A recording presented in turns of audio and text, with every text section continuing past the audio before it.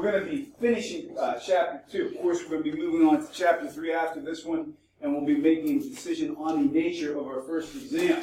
A reminder, you do have your next assignment due this Friday, which is to offer your opinion of why have unions had such a hard time in the latter half of the 20th century into the 21st century expanding. Who here can offer me their opinion before we get into the material today? What is your opinion? Why have unions struggled in the latter half of the 20th century to the first part of the 21st in the United States? What might be a reason why unions have had a hard time? Yes? It's not the same as landscape in terms of company and employee relationship as it was back in the day. For sure. Absolutely. Kenny's got a great point, is that the landscape between employers and employees has changed. From this side of the room, what's different about our economy than it was in the last 50 years? What has changed in our economy in the last 50 years? Yes? We definitely have a lower unemployment rate, for certain. But how has our economy changed? How has our economy changed in the United States? Yes? It's more of a service economy now. Exactly right. So we're more of a service economy. And that's not to say there aren't big service unions out there. But in terms of really putting the squeeze on a country or on a particular industry, we don't have the same kind of power really concentrated in organized labor that we had maybe 50 or 60 years ago. What I'm going to be asking you to do for this assignment, in your own words, and using at least 3 sources, I'm asking you to back up your opinion. You can use the textbook as one of your sources. I'm totally cool with that. But I also want you to go out and read other sites.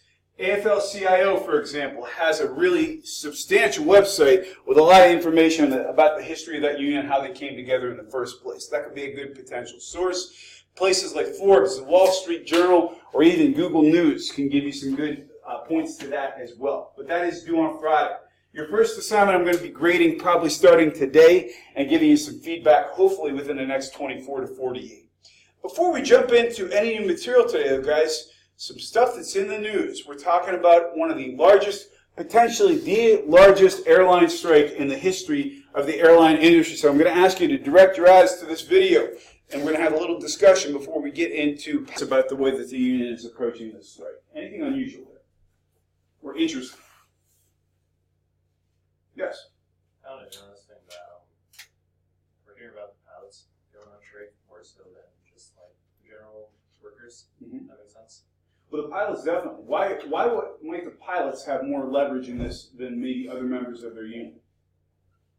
Because we're talking about a union that also affects other people in the airline industry. Yes?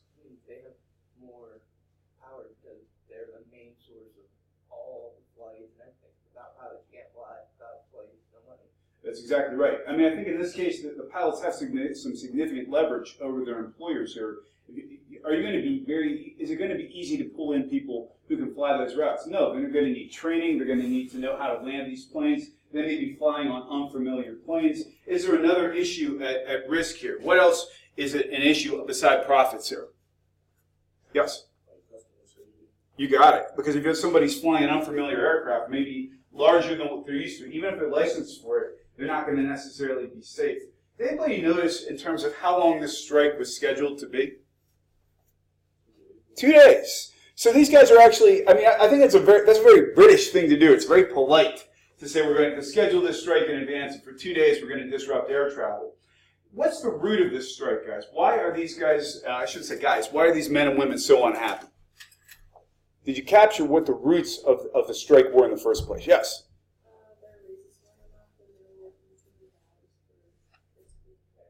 Exactly right. They said basically that this is unfair because did you catch back in 2009, what did the pilots do to help out the airline? Yep. And guys, what that was, it was part of the global recession. If you remember, the global recession that started in 2008 in this country due to the housing crisis had a bubble burst effect that also turned into an echo effect on other industries. If people are losing their homes, they're not traveling. If they're not traveling, they're not spending money on the airlines. If they're not spending money on the airlines, the folks who run the airlines are losing money. So basically what the pilots are saying in this regard, we have borne the brunt of this for 10 years now. British Airways just had its most profitable year in decades. It's time for you to make it right with the pilots. Pretty interesting, because when we start talking about the changing face of labor, technically, what industry are the pilots in? It's the airline industry, but more generically, what industry is it? It's the service industry, which is where 8 out of every 10 people in the world work at this point. At least in the United States, 8 out of every 10 people work. So this is pretty interesting. It'll be interesting to see with the state of the airline industry in the United States if other groups follow suit with this. I don't know how many folks in other industries would actually schedule their strike this far in advance. Any other thoughts or observations, guys? My point, yes. Since I told everyone how long the strike is going to last, does that give the airline company more leverage then, for negotiation standpoint? If it's only going to be 2 days, or? I would think this is my opinion, I would think if the strikers were scheduling 2 weeks, that would have given more leverage to the airline to say we're going to bring in replacement pilots. What the airline, and again, we're getting into British labor law, which I'm no expert on, but in the United States, for example, if we start having an undue impact on consumers, if people in the security of the country were in peril, we could bring in replacement workers much easier than if it was a 2-day inconvenience. Now, to British Airways, it's not an inconvenience. They're losing money on this deal. I think if they had gone much longer than 2, maybe 4 days, they would have put themselves in a weaker bargaining position. They made their statement here, and I think that at this point, the airline, if they're smart, will pony up some raises. To me, it makes sense. They're not asking for that much compared to the profits. Any other thoughts? This is interesting stuff, guys. And again, this is considering how things have changed. Guys, if you remember, we left off talking about the CIO. What was the other large union of unions we were talking about prior to the CIO? The AFL. The AFL. So we're talking about the CIO that was splitting off from AFL, forming their own union. Does anybody remember why the CIO split off in the first place? What was different about CIO than the AFL? Yes? CIO was built around unskilled laborers. Exactly right. When we're talking about unskilled laborers, we're talking about people who work in coal mines, people who work in factories, people who don't necessarily have a skilled trade. So the CIO was very successful in terms of organizing labor. One of the big reasons was they had strong leadership. When we say realistic goals, if you remember when we talked about the Knights of Labor, in fact, this is a little distinction I would remember. The Knights of Labor allowed members of the company and members of the union to both be, or I should say members of the company administration and members of labor both to be members of the union. The AFL stood against that, but mainly only for trades that were skilled. The CIO, by taking on less skilled trades, for example, had a more pragmatic path. These folks were basically saying, we can use leverage to be able to get raises for our members. If you remember, they also advocated the use of sit-down strikes, which we covered on Friday. Sit-down strikes, what was the main effect of a sit-down strike, guys? Yes? They couldn't have other workers come in because they stayed really working. That's exactly right. Let's say, for example, if the School of Business, we were union professors, we decide we're having a sit-down strike. Maybe I sit here, Dr. Eklund comes in and sits with me, we all block the doors. You know, we're pretty good. We're pretty good at stopping things. So we keep people from bringing in replacement teachers, for example. That would be an example of a sit-down strike. We'll probably get some donuts from downstairs, and we're going to make ourselves even bigger and larger and more intimidating while we're sitting here.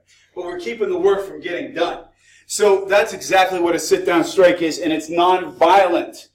What kind of impact would that have on the greater community? What would their perception be of a sit-down strike versus a typical picket line?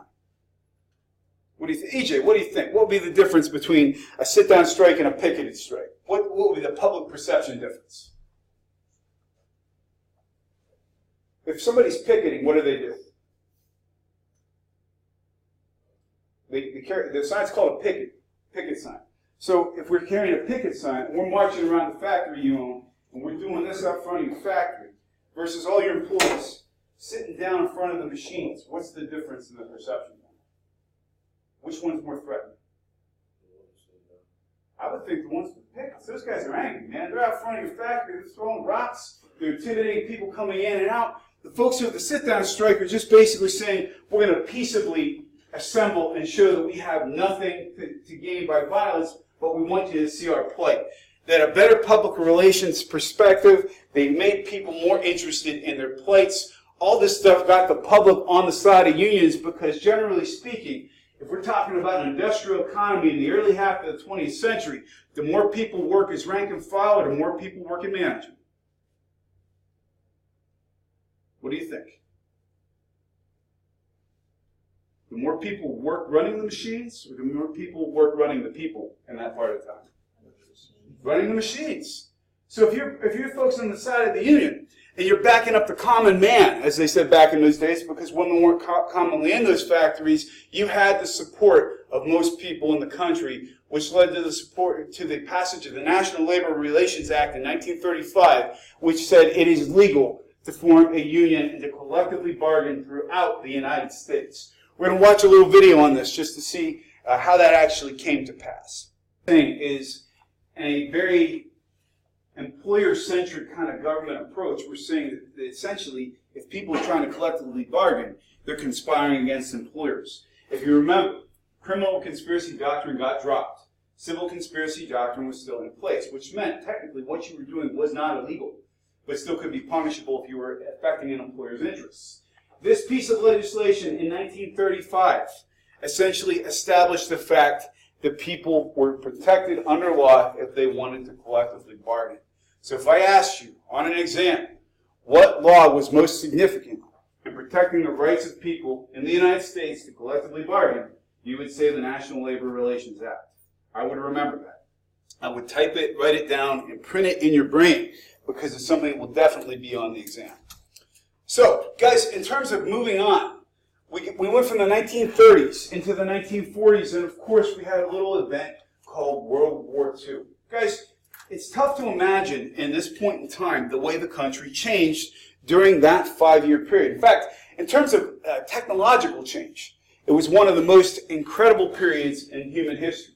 We literally went from the First World War, where the majority of the weapons of war were being literally drugged onto battlefields behind horses, cannons drawn by horses, to, by the end of this era, having the atomic bomb. That amount of period. We think about how technology has transformed our economy since 1995 till now with the advent of personal access to the internet. That's incredible. But I would argue that we saw greater rates of technological change during this period of time than we saw in any other period in U.S. history. Well, as a result, we knew we were in it. What was the event, by the way? I'll ask Elliot this because he'll have a distinct opinion. What got the United States finally into the war? Well, Pearl Harbor was the main thing that got us in the war, and that's when we decided to go against Japan. But then Germany declared war on us around the same time, so then we're like, all right, we'll go to war against Germany.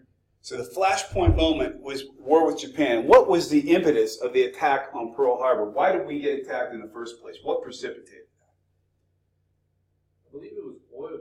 It was an oil embargo.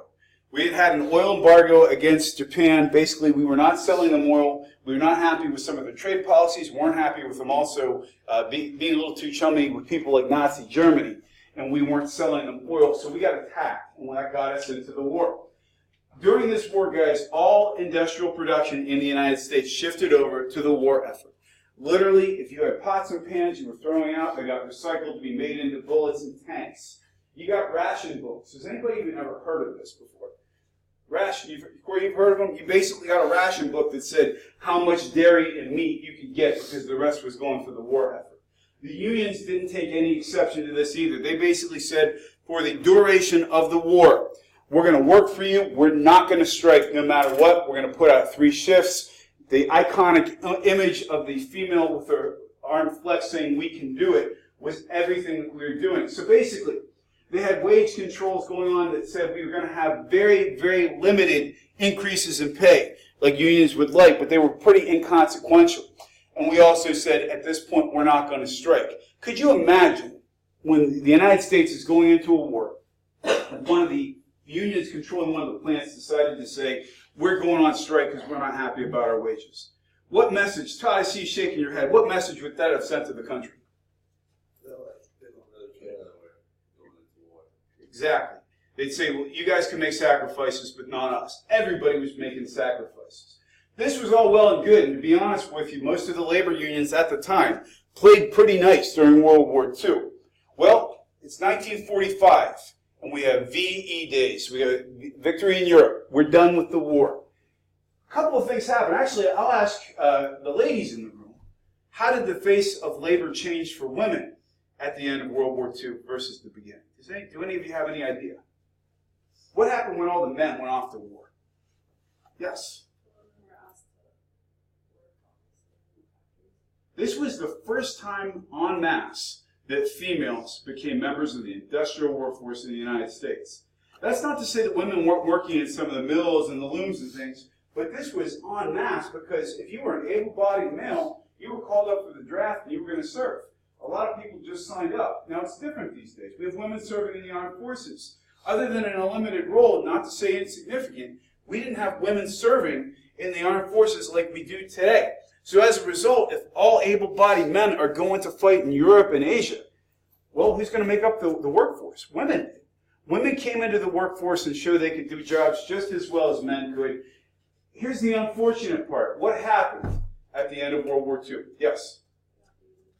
Exactly right. Guys, in that period of time, this is prior to the Civil Rights Act of 1964, did women enjoy any protection in terms of legal status for being dismissed for being female?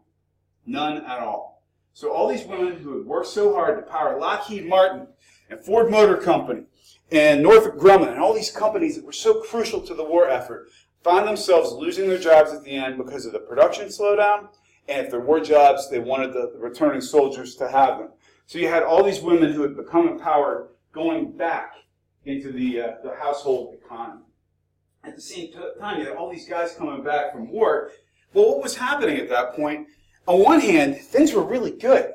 If you had to think about industrial economies, guys, what was the one country in the world that had nearly 100%, in fact, probably 100% of their industrial capability left? Who was it? After World War II, it was us. Other than Pearl Harbor, we suffered no major attacks on our soil, so we had a completely intact industrial infrastructure. So literally, if you want to know why we took over the world industrially after World War II, it's because we had the good fortune of not experiencing bombings, fire bombings, or massive combat on our territory. So as a result, we're an industrial powerhouse now. But you got to switch over, man. We got a war economy where Ford was making engines for warplanes, and now we're going to go back to making F-150s. That took time. And at the same time, you have people who are transitioning out of the military. Guys, what other thing was really affecting the face of the United States economy at that time? Every man who served in the war during World War II was entitled to what when he got home?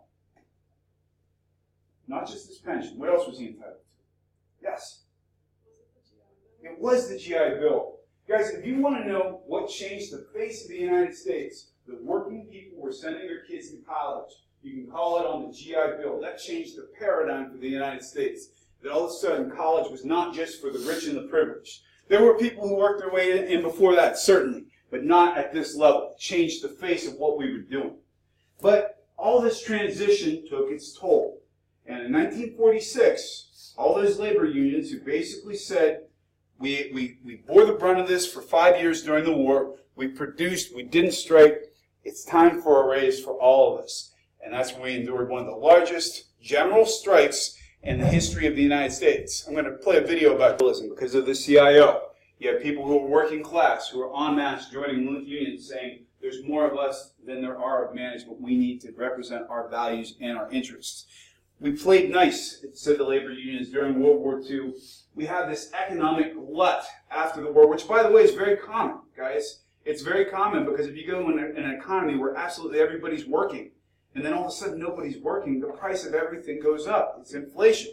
And so we're talking about a perfect storm of labor basically asking for things at the wrong time. And as a result, we had a general strike which ultimately caused people to turn against the union. So questions so far. I'd like to pause for a second because we've covered a lot of important movements in the middle of the 20th century here. I would like a question or comment from this side of the room, please. Question or comment? Yes? How's the nursing union doing? You know, I haven't followed up on that. You're referring to the one we watched at Georgetown. It was Johns Hopkins. I honestly need to follow up on that story. I'd be interested to see what happens there. I think the very fact that they are going after humanitarian concerns probably is going to put them in a better position than somebody strictly going after a pay increase. So I don't know. It's going to be interesting because those folks maybe have a little less leverage and bargaining power than maybe the pilots do in their struggle, but they went about it in the right way. Good question. Question or comment from this side of the room, please. What would you like to ask? Ask me. Yes. What was the GI Bill you were talking about? What the GI Bill was, anybody who was willing to serve in the war during World War II, and this has become a program in the military since then, you're entitled to a college education when you get out. That's kind of Uncle Sam's way of thanking you for serving. And people who go into the military today still enjoy the benefits of the GI Bill, but it really came in mostly during World War II. And the reason it's important is because prior to that point in history, most people who came from middle-class families didn't go to college. And so if you have a whole generation of guys who are coming back, number one, I think one of the other things too, when you think about people who served in the war, was it common in the 40s for most people to travel around the world? No. We had a lot of people living in rural areas. We had a lot of people who had never flown on an airplane. And all of a sudden, these guys who had fought in Europe and Japan and all over, had seen different cultures and different places in the world, had become somewhat enlightened from experiencing other cultures, and were probably a little more biased to go for an education in the first place. And when I say that, that's with a heavy dose of my own opinion. But I do believe, and most people would back me up and say the GI Bill is really how most people these days have come to have a lineage of college education in their families. Anybody here, by the way, have family members who serve? Yeah. Did your families take advantage of the GI Bill? It's a great way to go. You know, people who serve, and they deserve it. I mean, people who are going to go put their life on the line to serve our country deserve to get that kind of a benefit too. That's an excellent question. Any other questions before we continue? Guys, we're hitting the home stretch in terms of the history part of this class, because the rest of this class will really be diving into more of the functional side of things. What happened really after World War II? Obviously, our economy rebounded. If you watch any of the television shows focused around the 50s or the 60s, guys, anybody here ever watch Mad Men, for example? If you haven't, you should watch that show. It's wonderful. What happened to American automobiles from the 50s to the 1970s? Surely some of you have seen some Tarantino movies. Are they small cars? They're not, man. They're large and in charge. So we're talking about people who had better disposable income and industrial economy. And guess what, guys? If you are the one place in the world that can make something, if you're the only place with an industrial infrastructure left that can make something, are people going to be willing to pay a little bit more for it?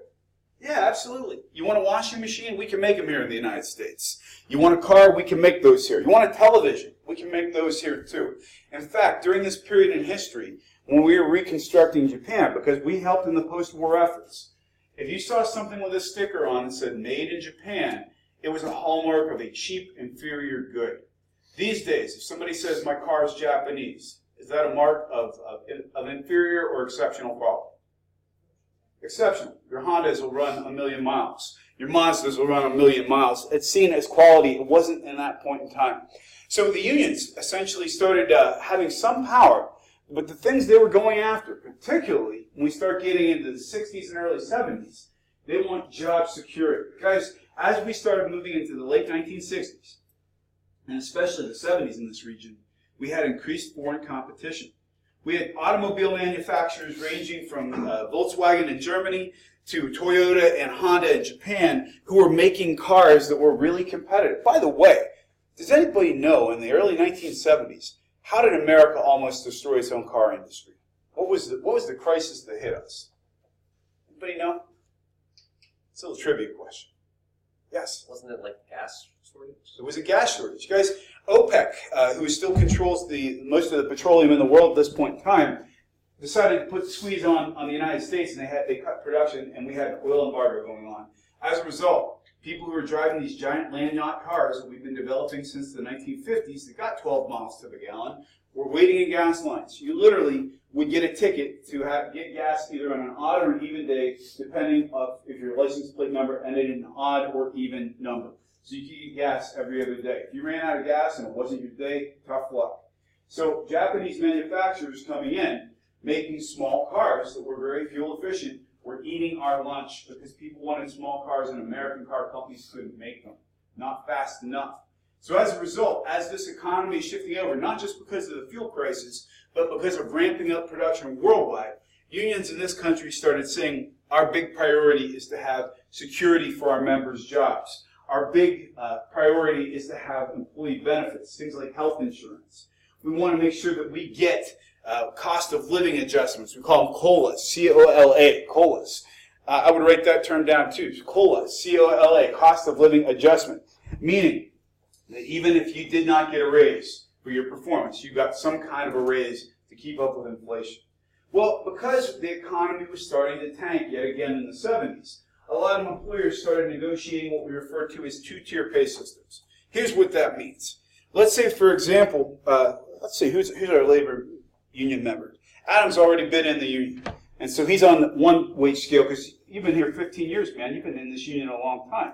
I'm the new guy. I've been here a year. I come in at a lower wage rate than he does, and my top tier, what I'm able to earn in the long run, won't match Adam's. That's what we were able to have companies negotiate with unions to basically say, we got to keep our labor costs under control. By the way, guys, the last time something like that happened, in the financial recession of 2008, can somebody tell me a car maker that went bankrupt? General Motors. General Motors was the big one. Chrysler almost did too. General Motors was struggling under the weight of its own wage system to the point where they actually bought people out of union contracts so they could quit paying such high wages. I'm here to tell you guys, there were people who were working on assembly lines in Detroit who were making almost six figures with a high school education, thanks to their union contract. Whether that's right or wrong, I'll leave it up for you to decide, but it was not sustainable in that industry. Some of the other things that happened, guys, we had some folks in white-collar industries who were trying to organize. This is the big one, though, guys. Remember, the AFL and the CIO. AFL was all for skilled trades. CIO was for unskilled trades. We had a number of things happen. If you remember, for example, that Mr. Lewis, who we talked about back on Friday, he was a big fan of coal mines because he had grown up in the mining system. He said that the CIO was no longer representing the interests of coal miners, even though it was a union for quote-unquote non-skilled laborers. And so he left and started the United Mine Workers of America as an independent organization. Eventually, we get into the 1950s and 60s, we start realizing it's probably time for these two groups to come together, and we ended up having the merger of the AFL and the CIO. I love this guy here, by the way. This is Meany, who ended up being the first president of the AFL-CIO merged conglomerate. He was the president of the AFL at the time. Would you want to negotiate with this guy? He looks tough. And it's like all these guys are like chomping cigars, covered in dirt. These were hard-knuckle guys. You go in a debate with this guy, he's going to go to bat for his people, no two ways about it. We're going to show you how this actual merger happened and some of the impacts of this merger of unions that basically left people with a bad taste in their mouths about unions. And 10 years later, there's consolidation. So even though we're still talking the 1950s, the grandeur and the heights of the labor unions is probably reaching its peak at this point in terms of total membership and power from a legislative level. So, guys, some of the other things that have happened since then. AFL-CIO, by the way, to this day, is still the largest union of unions in the United States. If you form a union or you're a member of a labor union, you probably at some point will be associated with the AFL-CIO. That's not universal, though. There's a smaller group called the Change to Win Federation.